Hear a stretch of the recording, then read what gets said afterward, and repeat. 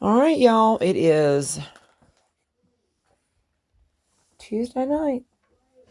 Is that right? Yes. Okay, let's see where we're at on here. Yeah. Trent, did you put those clothes in the washer? Did you want me to put my shirt in the washer? Yes. Okay.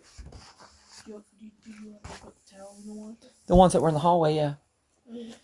Okay, this is called On the Road to Jericho.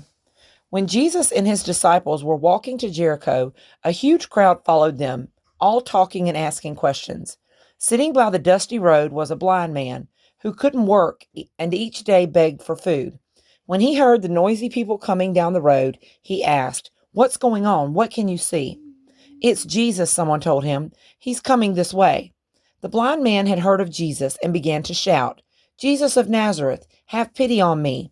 People told him to be quiet, but he only shouted more loudly, again and again, "Jesus, have pity on me." When Jesus heard him, he asked a disciple to bring the man to him. When he came, Jesus said, "What do you want me to do for you?" "I want you to make me be able to see," answered the man. "So you shall," said Jesus. "Your faith has done this for you." At once the man regained his sight. Joyfully he joined the crowd around Jesus, saying prayers of thanks to God. A very rich tax collector from Jericho named Zacchaeus wanted to see Jesus. He was a small man and he couldn't see Jesus because of all the people around him. He ran ahead of the crowd and climbed up a tree, knowing Jesus would come that way. When Jesus walked under the tree, he looked up and saw Zacchaeus sitting on the branches. "Zacchaeus, come down," he said. "Take me to your house. I want to stay with you." So they went to his house, and Zacchaeus gave half of all of his possessions to the poor and offered to repay 4 times over everyone whom he had made pay too much tax. This one's called Jesus Rides into Jerusalem. All right. Jesus and his disciples walked to the great city of Jerusalem. Jesus wanted to be there for the special festival of the Passover. On the way, they stopped near the village of Bethany. Jesus said to 2 of his disciples, "Go into the village. There you will find a donkey that has never been ridden. Untie it and bring it here. If anyone asks you why you're taking it, tell them the Lord needs it and will return it, and he will let you have it." The 2 disciples did as Jesus told them and found the donkey tied by a door near a crossroads. When they untied it, they were asked why they were taking it, and replied as Jesus had told them. They led the donkey back to Jesus and spread their cloaks over its back to make a soft seat. Then Jesus got on the donkey and rode into Jerusalem with his disciples walking at his side. When the crowds of people walking to the city saw Jesus coming, they were very excited. Some spread their cloaks on the road in front of the donkey's hoofs. Others cut down palm leaves to lay on the road. They cheered and shouted, "Blessed is he who comes in the name of the Lord. Praise be to God." Jesus and his disciples went into the city and walked through the streets to the temple.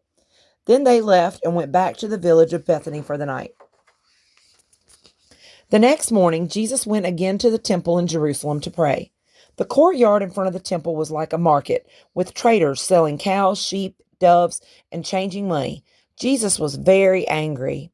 He stormed through it, overturning the tables of money changers and the seats of the traders, driving them and the animals and birds out of the temple courtyard.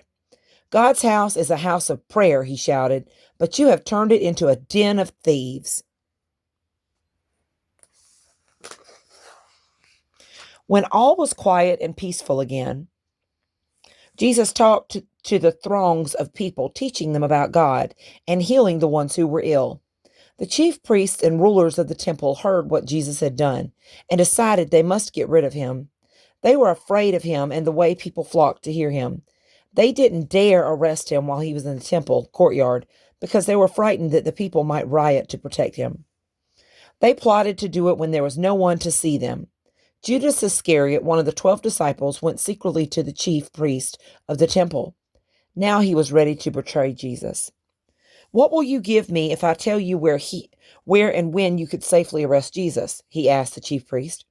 They were very pleased to see Judas and promised to give him 30 silver coins.